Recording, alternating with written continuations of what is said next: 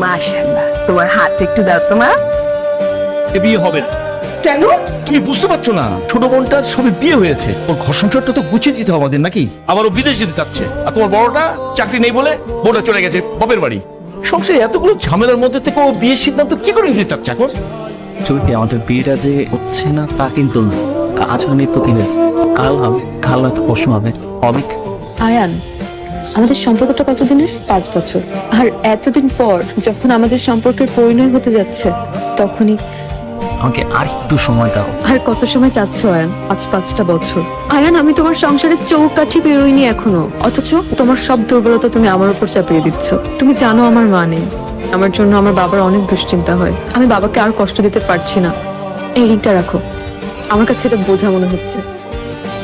দেখ মা, কোনো বাবা মাই চায় না তাদের মেয়ে অসুখী হোক। আমার কি মনে হয় জানিস, আয়ান তোর জন্য বেস্ট অপশন নয়। তোমার এটা কেন মনে হয় বাবা? তোর কিন্তু কোনো কিছুই অজানা নয়। তুই ওর থেকে বেরিয়ে আয়, মনে হয় না তুই আয়ানের সংসারে গেলে সুখী হবি। আগামী শুক্রবার পাত্রপক্ষ তোকে দেখতে আসবে। যদি সবকিছু ঠিকঠাক থাকে তাহলে ওই দিনই বিয়ের দিনক্ষণ চূড়ান্ত হবে। আমাকে আর কয়টা দিন সময় দিলে হয় না? আর কিভাবে সময় দেব? আর কত সময় তোকে আমি দেব? বাবা, একটা কথা কান খুলে শুনে রাখ, আমাকে কঠোর হতে বাধ্য করবি না। বিয়ের জন্য প্রস্তুতি নে।